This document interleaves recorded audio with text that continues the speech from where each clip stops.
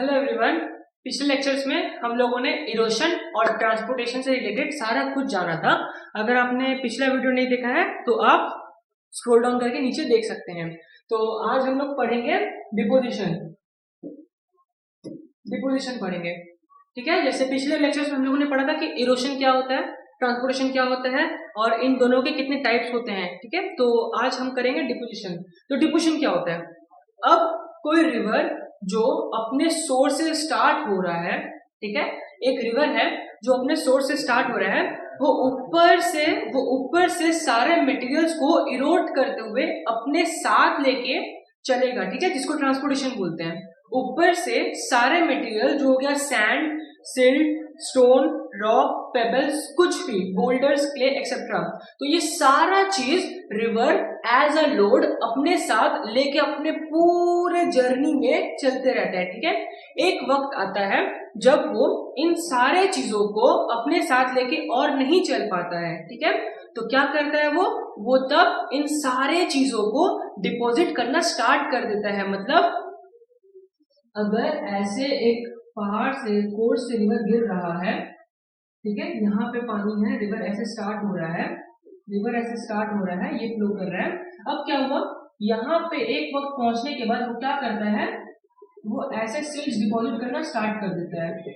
ये सीड्स है, मतलब उसके साथ जितना भी कुछ था, जितना भी पार्टिकल्स था, वो सारा कुछ यहाँ पे क्या हो जाएगा, डिपॉजिट हो जाएगा। जितना भी सिल्ट, रॉक, स्टोन्स, पत्थर जो भी था, वो सारा चीज इस वक्त यहाँ पे आकर उसके साथ डिपॉजिट हो जाएगा। तो ये क्या होता है, ये होता है डिपोजिशन। अब डेफिनेशन पढ़ते हैं। The work by which river drops और डिपॉजिट्स द ट्रांसपोर्टेड मटेरियल्स। ठीक है, मतलब ऊपर से वो इसको इरोड करता है सारे मटेरियल्स को और उन सारे चीजों को अपने साथ ट्रांसपोर्ट करते हुए लोअर बेड पे लाता है, लोअर कोर्स पे लाता है। ठीक है, on it's bank and bed. अब डिपोजिशन हमारा, अगर ये रिवर है, ठीक है, ये रिवर है, तो डिपोजिशन हमारा यहां भी हो सकता है बैंक के पास, डिपोजिशन हमारा इस बैंक के पास भी हो सकता है,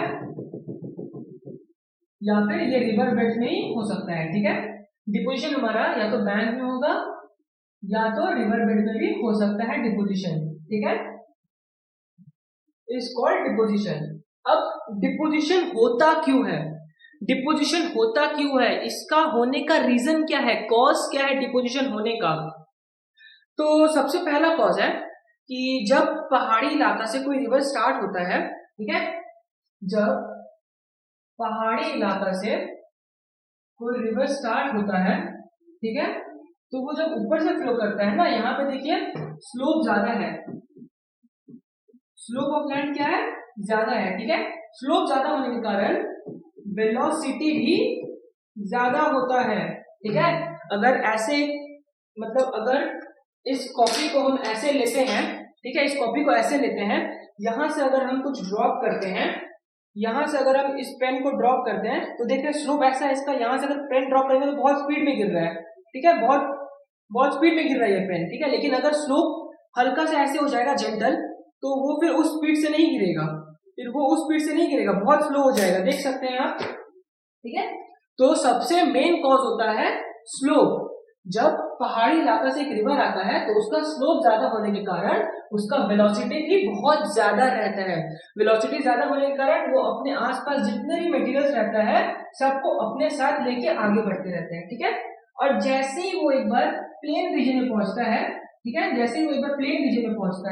तब क्या होता है, उसका वेलोसिटी डिक्रीज कर जाता है। ठीक है, जिससे वो ज्यादा लोड तो उसके पास रहता है, मतलब यहां से जितना भी इरोडेड पार्टिकल्स ला रहा था वो सारा उस रिवर के साथ रहेगा। ठीक है, वो सारा उस रिवर के साथ रहेगा। यहाँ पे लोड अब ज्यादा हो गया, देख सकते हैं, लोड ज्यादा है और वेलोसिटी कम है। अगर वेलोसिटी ज्यादा होता है तो लोड भी एक रिवर ज्यादा कैरी कर सकता है, वेलोसिटी ज्यादा होता है तो लोड भी ज्यादा कैरी होता है। अब यहाँ पे वेलोसिटी तो ज्यादा था और लोड भी वो कैरी कर रहा था, लेकिन जैसे वो प्लेन में पहुंचता है लोड क्या होता है, बढ़ जाता है, लोड बढ़ जाता है और वेलोसिटी डिक्रीज कर जाता है, जिसके कारण ये सारा पार्टिकल्स आगे मूव नहीं कर पाता है, आगे मूव नहीं कर पाता है, और यहीं पे वो क्या करते हैं, सामने जाके कहीं पे आसपास ही डिपॉजिट हो जाते हैं, सामने आसपास ही वो कहीं डिपॉजिट हो जाते हैं, ठीक है। इसी को बोलते हैं हम डिपोजिशन। तो अगर पढ़े तो क्या होता है, पहला velocity of the river decreases, सही बात है कि वेलोसिटी एक रिवर का डिक्रीज हो जाता है। दूसरा है volume of the river water decreases, मतलब अब देखिए, अब जब रिवर अपने माउथ के पास पहुंचता है तो क्या होता है कि धीरे धीरे वो बहुत सारे डिस्ट्रीब्यूटरीज में डिवाइड हो जाता है, ठीक है। अगर एग्जांपल अगर हम ड्रॉ से समझाएं आपको तो क्या होता है, एक रिवर ऐसे फ्लो कर रहा है, ठीक है। अब यहाँ पे सपोज कुछ उसका रुकावट आ गया, ठीक है, हिंड्रेंस आ गया, तो पहले तो यहाँ से फ्लो कर रहा था इतना, अब वो क्या सिर्फ यहीं से फ्लो करने लगता है और अपने बैंक को ब्रेक करके दूसरा पाथ फॉलो कर लेता है, ठीक है, दूसरा पाथ फॉलो कर लेता है ऐसे। और यहाँ से जितना, अगर सपोज यहाँ से पहले इतना वाटर, ये वाटर फ्लो कर रहा था, तो अब यहाँ से वो वाटर का क्वांटिटी बहुत कम हो जाता है, ठीक है। और लोड उतना ही रहता है, लोड नहीं कमता है, लोड उतना ही रहता है, और हमारा यहाँ पे वाटर का वॉल्यूम कम हो जाता है, ठीक है।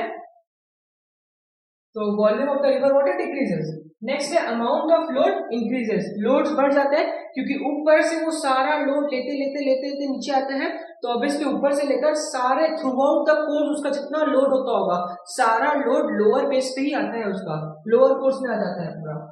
Slope of the land become gentle, तो स्लोप क्या होता है, स्लोप भी पहले जो ऐसा रहता है अब वो धीमे धीमे ऐसे हो जाता है, ठीक है। तो ये 4 मेन कॉज है डिपोजिशन होने का, ठीक है। Thank you.